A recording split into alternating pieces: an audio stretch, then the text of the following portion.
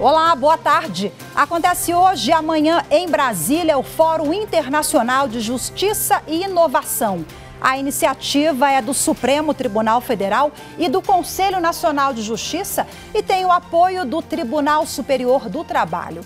Na abertura do evento, a presidente do Supremo e do CNJ, a ministra Rosa Weber, disse que o Poder Judiciário, que não se atualiza, corre o risco de cometer injustiças e falou sobre a atuação de vanguarda da justiça brasileira.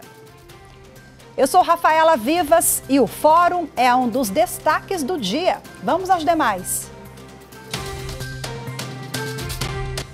Supremo na semana. Podcast destaca início do julgamento pelo Supremo sobre juiz das garantias. Lei seca completa hoje 15 anos. E ainda a discussão em torno da falta de direitos e garantias trabalhistas dos entregadores por aplicativos.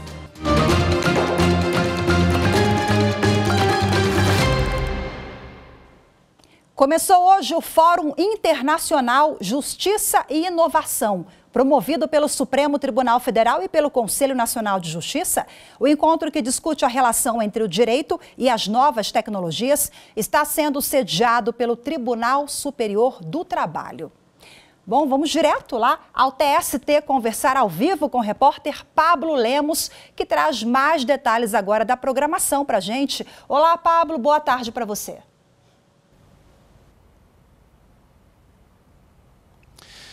Oi, Rafaela, boa tarde a você, boa tarde a todos. Olha, o encontro aberto ao público acontece aqui no plenário do TST. Os 2 dias de evento estão sendo divididos entre palestras e oficinas, com a presença de ministras e ministros de tribunais superiores e regionais, além de acadêmicos de instituições nacionais e internacionais. A presidente do STF e do CNJ, a ministra Rosa Weber, participou da abertura. Ela abordou o tema inovação como vetor de promoção dos direitos humanos fundamentais. Vamos conferir agora como foi essa primeira parte do evento de hoje com a repórter Evelyn Araújo. A ministra Rosa Weber, presidente do Supremo Tribunal Federal e do Conselho Nacional de Justiça, no discurso de abertura do Fórum Internacional, afirmou que um poder judiciário que não se atualiza corre o risco de cometer injustiças. A ministra disse que novos desafios no setor jurídico exigem novas abordagens. Para ela, a justiça brasileira está na vanguarda do uso das tecnologias como forma de ampliar o acesso aos tribunais, dar mais celeridade aos processos e melhorar a prestação de serviços à sociedade. A forma como o direito é praticado hoje difere da forma como o era há 10 anos. E esta, por sua vez, já não era a mesma nos 10 anos anteriores. Confiram-se, pela simples designação, processo judicial eletrônico, assinatura eletrônica, peticionamento digital, audiências remotas, plenário virtual, sessões de julgamento assíncronas, gestão de acervo processual por inteligência artificial. As transformações na prática judicial sucedem-se e consolidam-se. Na conferência de abertura, o ministro Aloísio Correia da Veiga, vice-presidente do Tribunal Superior do Trabalho, ponderou que a inovação é indispensável no atual cenário mundial. No entanto, segundo ele, é preciso que esse desenvolvimento tecnológico caminhe junto com os direitos humanos e o bem-estar social. Não fechando as portas para o novo, para a tecnologia. Ao contrário, abrindo as portas para a tecnologia.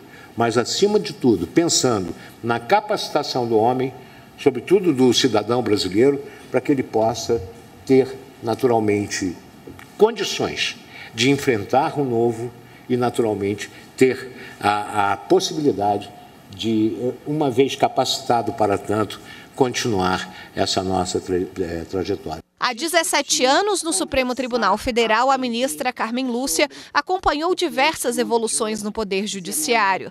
Na gestão dela, à frente do STF e do Conselho Nacional de Justiça, foi implementada a inteligência artificial Vitor, que ajuda a identificar processos com temas de repercussão geral, aqueles em que as decisões interessam todas as instâncias da Justiça. Para a ministra, é preciso que a ampliação do uso das inteligências artificiais leve em conta a humanidade, assegure condições sociais, jurídicas e econômicas dignas para os cidadãos.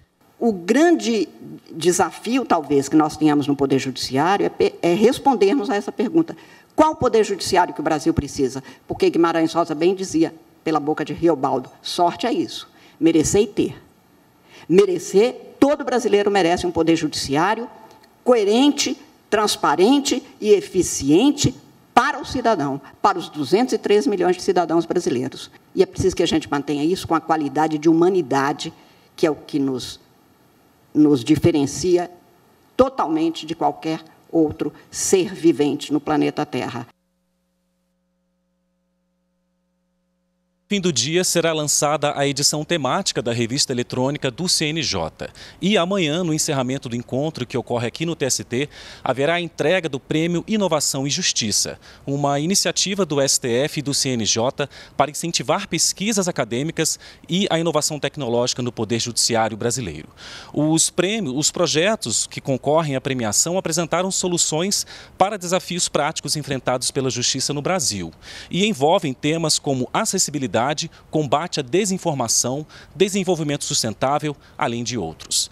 Volto com você no estúdio, Rafaela. Muito obrigada, Pablo Lemos, direto do Tribunal Superior do Trabalho.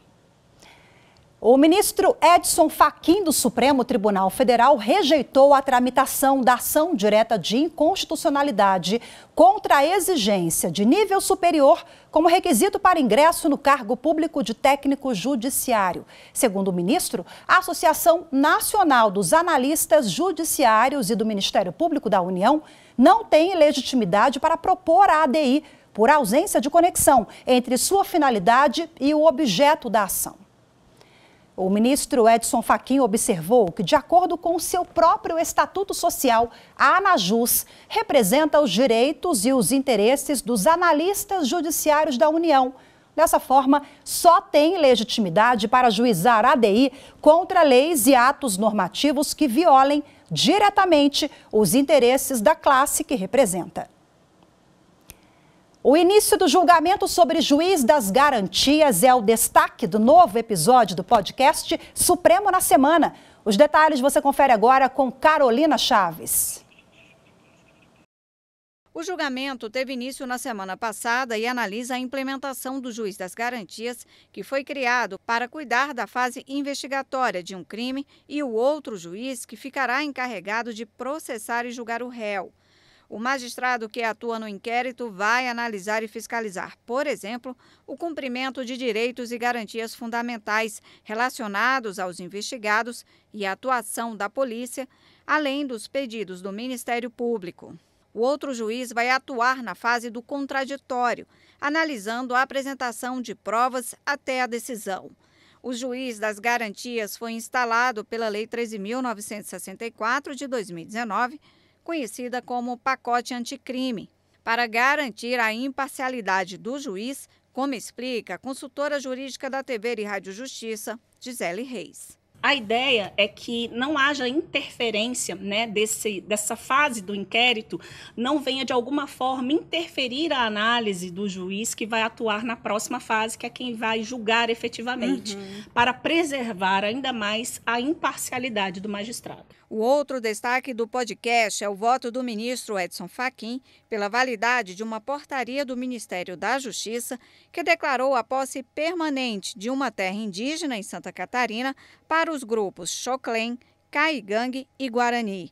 O episódio também aborda os 2 julgamentos no plenário virtual, determinando que as receitas das instituições financeiras devem integrar a base de cálculo do PIS/COFINS, e o outro que referendou decisão do ministro Luiz Fux, que impediu a destruição de provas da operação spoofing, obtidas a partir de ataque de hackers a celulares de autoridades públicas envolvidas na Operação Lava Jato. Agora, nós vamos para o intervalo rapidinho. A seguir, você vai ver que a falta de direitos e garantias trabalhistas dos entregadores por aplicativos atingem trabalhadores que perderam o emprego após a pandemia em todo o país. Os detalhes você confere em instantes. Voltamos já já.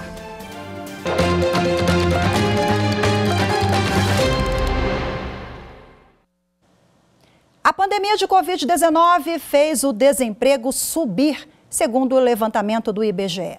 Muita gente passou a trabalhar com delivery para conseguir uma renda, mas entregadores de aplicativos de serviços de alimentação têm sofrido com o tratamento recebido de clientes, como conta a repórter Carolina Chaves.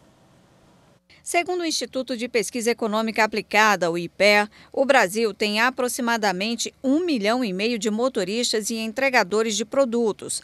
A maior parte é de motoristas de aplicativos ou taxistas.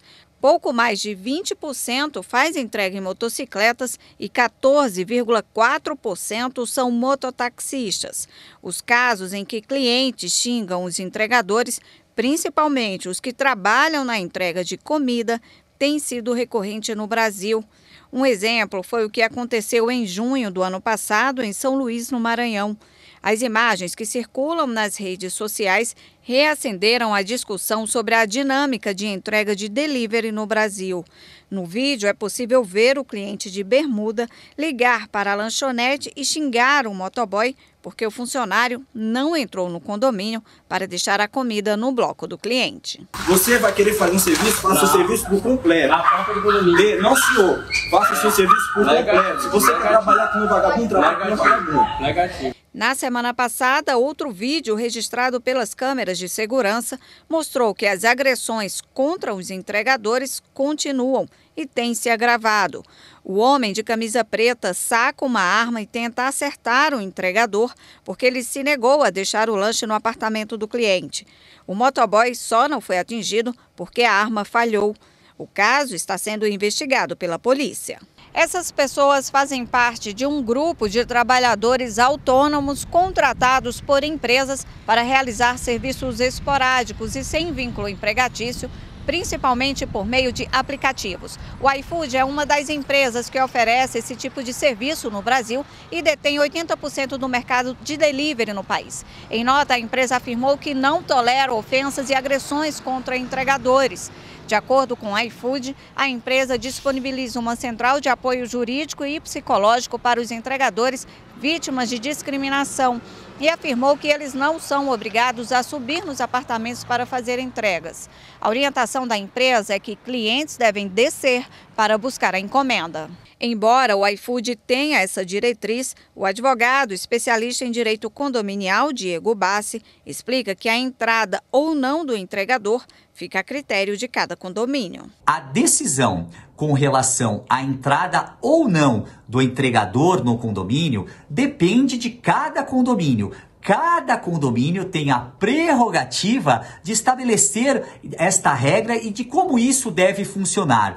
Via de regra, esta questão ela é aprovada em assembleia e tal norma é prevista no regulamento interno do condomínio, trazendo assim uma maior segurança para todos os condôminos e para o próprio condomínio. Bom, e agora para a gente repercutir as questões trabalhistas que envolvem esse tema, eu converso ao vivo com a advogada e mestre em Direito do Trabalho, Denise Brzezinski. Olá, doutora Denise, boa tarde para a senhora. Muito obrigada pela participação em primeiro lugar, seja bem-vinda. Muito obrigada, nós é que agradecemos o convite. Doutora, nós temos essa questão sensível, né? Esses entregadores, esses trabalhadores estão sendo agredidos de forma sistemática em todo o país. Nós demos alguns exemplos na reportagem, mas as imagens realmente chamam a atenção. Tem até tentativa de homicídio, né? São agressões de várias formas. E aí a questão sensível é a trabalhista. Quando você está numa empresa, acontece qualquer situação como essa, você sabe o trabalhador ali que a empresa vai atuar ou vai dar um apoio, né? Nesse caso, o que prevê a legislação brasileira atualmente sobre a questão desses trabalhadores? Na verdade, Rafaela, atualmente nós estamos vendo algumas decisões divergentes nos tribunais superiores, em algumas situações reconhecendo o vínculo de emprego, em outras não. e ao par disso nós tivemos uma reclamação junto ao STF, onde uma empresa, uma plataforma de transporte entende que não é devido o vínculo de emprego e questionou isso junto ao STF. O ministro, então, Alexandre de Moraes, ordenou que essa discussão fosse para a Justiça Comum, onde, então, o Poder Judiciário Civil é que deveria dirimir essas questões trabalhistas. Nós, particularmente, discordamos disso, porque entendemos que a competência é da Justiça do Trabalho, para nós discutirmos tudo isso. Então, nós ainda não temos um posicionamento nisso no país. Doutora Denise, o Tribunal Superior do Trabalho tem entendimentos divergentes das turmas do TST. O pleno do TST ainda vai se reunir, não temos data para esse julgamento, mas até agora os motoristas de aplicativo ou entregadores de aplicativos desse setor de alimentação, eles estão se valendo dessas decisões favoráveis, né? Os advogados, então, a gente já pode dizer que há uma jurisprudência já consolidada ou ainda não, em torno desse impasse, né? Jurisprudência consolidada, eu entendo que ainda não. O que nós temos é uma decisão da terceira turma do TST que reconheceu o vínculo de emprego de um motorista de aplicativo, e, em contrapartida, outra turma deste mesmo tribunal que não reconheceu este vínculo de emprego. Na prática, então, há um abandono por parte das empresas, né? Eles não têm a quem recorrer para dar esse apoio. Agora, em outro âmbito, falamos da esfera trabalhista que anda ainda a esse impasse, vamos aguardar qual será o posicionamento do TST. Mas nós temos ali, como eu citei, quando o consumidor pega a arma para sacar ali contra esse trabalhador, é uma tentativa de homicídio. É claro que a gente não sabe, cada caso é um caso, mas temos ali agressão, injúria racial. A pessoa pode e deve procurar a delegacia. Qual é o trâmite fora dessa esfera trabalhista? Perfeito, perfeito. E o que a gente consegue perceber nessas situações limite é justamente pela falta de uma legislação efetiva. Claro que esses motoristas de aplicativo, esses mototaxistas ou entregadores de alimentos, eles podem socorrer, sim, da esfera criminal, sem sombra de dúvida, do cível, eventualmente numa indenização, e ainda nós temos esta condição, este trato, essa discussão na esfera trabalhista para que seja reconhecido ou não o vínculo de emprego. Uhum. O Congresso Nacional também, me parece que há projetos em tramitação lá. Então, uma legislação também, paralelo a essas decisões, seria muito importante para essa classe, né? Que já está há alguns anos no Brasil e à mercê aí, sem ter uma proteção adequada. Na verdade, veja a gravidade do tema. Uhum. Nós temos no país 1,5 milhão de mototaxistas. Nós temos, só em São Paulo, são mais de 350 mil trabalhadores nessa condição, sem qualquer amparo legal. Então, o Congresso Nacional tem que pautar esse assunto, sem sombra de dúvida. Já passou do tempo disto, ele tem que pautar esse assunto e nos trazer uma legislação que possa nortear esse país inteiro nessa situação. Uhum. Há um vácuo jurídico, né? E o Poder Judiciário, quando provocado, precisa dar respostas, né? Precisa agir quando provocado, mas o Congresso é quem legisla e deve legislar. Agora, doutora, para a gente finalizar, quais os elementos que esse trabalhador ele deve se valer quando procurar a justiça? É um vídeo, uma prova testemunhal? Todos esses elementos reunidos pode ajudar na situação desse trabalhador quando for ingressar na Justiça Trabalhista ou na comum, em casos de violência que nós vimos? Perfeitamente. Ele pode se valer de provas testemunhais, pode se valer de vídeo.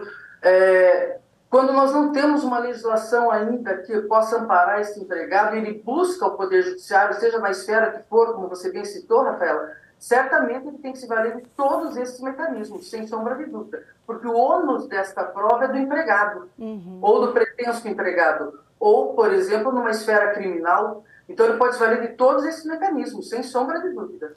Maravilha. Doutora Denise, muito obrigada, viu, pelo bate-papo aqui conosco. Boa tarde para a senhora. Até a próxima. Boa tarde. Nós é que agradecemos. Estamos à disposição de vocês sempre. Muito obrigada.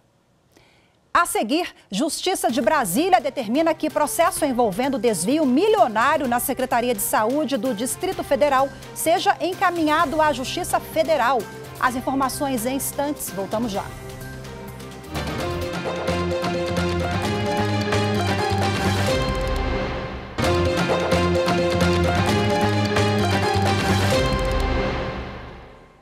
A lei seca completa hoje 15 anos. Apesar de todo o avanço trazido pela norma, ainda temos um longo caminho a percorrer. Estimativas da Organização Mundial da Saúde indicam que no Brasil o álcool é responsável por 36,7% de todos os acidentes de trânsito entre homens e 23% entre as mulheres, afetando, além do usuário de bebidas alcoólicas, outros indivíduos como passageiros e pedestres. O Brasil é um dos poucos países do mundo a estabelecer tolerância zero para a direção de veículos para o motorista que dirigir e ainda insistir, embora com todas as campanhas, com todo o avanço que nós tivemos aqui, aqueles motoristas que ainda insistem em beber e dirigir. A Justiça de Brasília determinou que um processo que apura desvio milionário na Secretaria de Saúde do Distrito Federal seja encaminhado à Justiça Federal. Anderson Arcoverde tem mais informações sobre esse caso. A decisão foi do Tribunal de Justiça do Distrito Federal, que atendeu o pedido da defesa do ex-secretário de Saúde, Rafael Barbosa. O ex-secretário foi investigado numa operação do Ministério Público do Distrito Federal, realizada em 2020, que apurou o desvio de 123 milhões de reais dos cofres públicos. Segundo as investigações, Rafael Barbosa participou de um esquema que fraudou licitações para a compra de equipamentos médicos. O desembargador Valdir Leôncio Lopes Júnior, da 3ª Turma Criminal do TJDFT, considerou que a primeira vara criminal de Brasília não tem competência para julgar o caso. Por isso, determinou o encaminhamento do processo à Justiça Federal. A 3ª Turma do Superior Tribunal de Justiça definiu que dono de imóvel sem acesso à via pública tem direito ao que é chamado de passagem forçada. Jéssica Castro tem os detalhes. Os ministros do colegiado decidiram que o possuidor de imóvel sem acesso à via pública, o chamado imóvel encravado, tem direito à passagem forçada de acordo com o Código Civil. Ele garante que aquela pessoa que se vê limitada no seu acesso, no acesso da sua propriedade, à saída, ao convívio com a sociedade, ele possa buscar judicialmente um meio de voltar a este convívio, quando os seus vizinhos, obviamente, não permitem amigavelmente esse acesso. No caso julgado, uma moradora do Paraná pediu tutela de urgência em caráter antecedente para a desobstrução de uma estrada, para conseguir ter acesso ao imóvel do qual era possuidora. O juiz determinou que a empresa proprietária do terreno vizinho realizasse a imediata desobstrução, sob pena de multa diária de R$1.000, limitada ao valor total de R$100.000. A ação de passagem formada foi ajuizada, mas a sentença de primeiro grau extinguiu o processo sem resolução do mérito, sob o entendimento de que a autora não teria legitimidade ativa por não ser proprietária do bem, mas apenas possuidora. A propriedade, você é dono daquele imóvel, você comprou, é registrado em cartório, o tabelião de notas fez a anotação, você tem um documento da sua terra, do seu imóvel.